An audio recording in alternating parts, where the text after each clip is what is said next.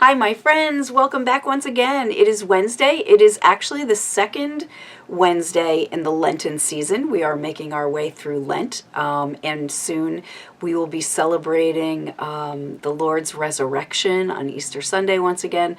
But I am grateful for you for joining me this day as we take just a few moments of our busy time, of our productive time in the middle of our day, to stop and pause in the Word for a while. And so today I'm going to be reading from Mark chapter 2, verses 23 to 28. And here's what is waiting for us this day. Let's read. One Sabbath day, Jesus was going through the grain fields, and as his disciples walked along, they began to pick some heads of grain. The Pharisees said to Jesus, "Look, why are they doing what is unlawful on the Sabbath?" Jesus answered, "Have you never read what David did when he and his companions were hungry and in need?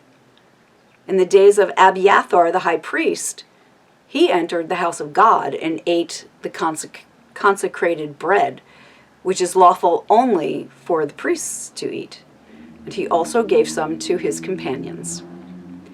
Then Jesus said to them, "The Sabbath was made for man, not man for the Sabbath. So the Son of Man is Lord, even of the Sabbath." In these verses today, we are reminded of the importance of the Sabbath day, not as a day of obligation.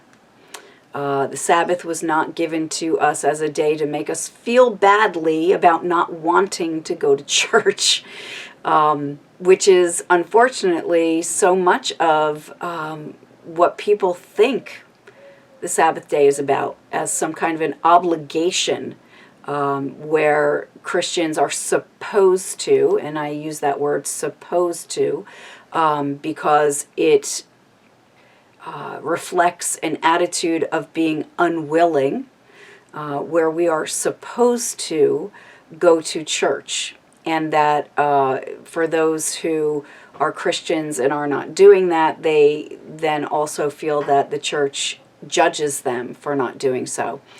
And the unfortunate and really sad thing about that entire way of thinking, that entire mindset about the Sabbath day, is that we fail to recognize in that what a gift the Sabbath day is for us. So God created 6 days in a row. He started on day 1. He created all things, including human beings, by the end of day 6, according to the Genesis narrative. On day 7, God rested. And God took that day of God's own resting and then made it holy.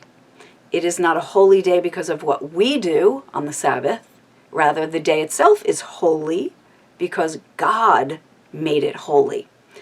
And that word holy literally means set apart.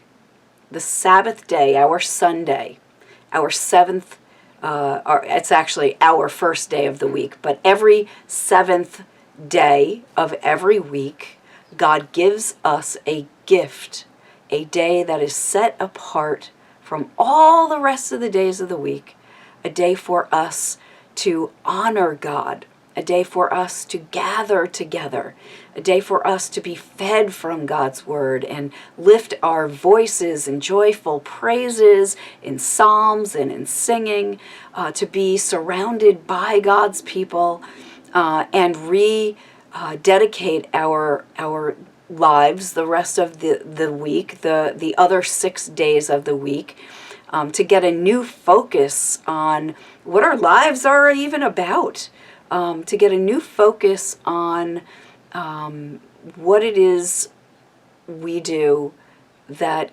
God desires for us, how God desires us to live our lives. Now here in the United States, I can tell you that there's an awful lot of busyness going on. There's an awful lot of anxiety. There's an awful lot of stress.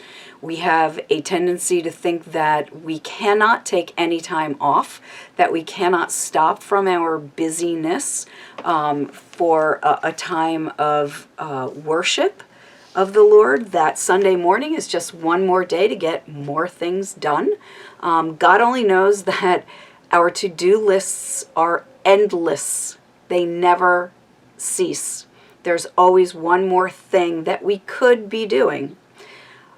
But God gives us something that takes us away from our to-do lists. God gives us an opportunity to set that aside for a while and to simply come and rest in God's own presence, to be in the company of God's own people, and to be fed from the scriptures and to rededicate ourselves once again to this proper relationship, to this reframing of how we think about all that we have to do, about the way in which we live our lives. We are claiming a countercultural narrative every time we worship on Sunday mornings instead of going to the grocery store, instead of getting another load of laundry done, instead of reading the newspaper and staying in bed a little bit later. Those things, reading the newspaper, staying in bed a little bit later, may sound like a gift to us, but the reality is they also increase our anxiety. They make us feel as though we're not doing enough. They make us feel that this world is somehow in control over us, when we as Christians believe that God is in control over all things. And so the reality is we do have this ability, we do have this power, we do have this mindset, we do have an opportunity to claim that which God has given us. And what God has given us is a blessed day, a Sabbath rest, a day set apart from all the others for us to rest just as God himself, God's own self, rested on the Sabbath day. And Jesus reminds us right here in these scriptures that it's not about rules. It's not about what we do or do not do on the Sabbath. It's not about getting one more thing done. It's not worrying about whether or not we did on the Sabbath day is pleasing to God or not. It's about a mindset of claiming that which God has given us that feeds our souls. And this is why we worship on the Sabbath day, because it reframes how we live into the world, how we view this gift of our lives, how we see what God is providing us with. God is providing us with the greatest of all blessings, that we are given a day set apart to rest into being God's people in a way that reframes how we view our world, how we view ourselves, and how we live into these lives that God has given us. And so I hope that this brief time of diving into the scriptures today might help you reframe how you see your Sabbath day and how you might choose to claim the gift that God has given to us in creating it for us. For surely the Sabbath was made for human beings, not human beings for the Sabbath, in Jesus' own words.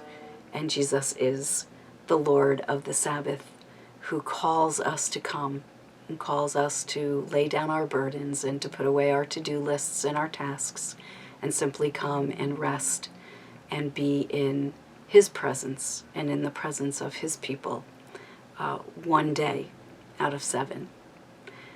So I hope to see you on Sunday. I hope that you will give yourself that gift, for truly it has the power to reshape the people that we are and how we view our world.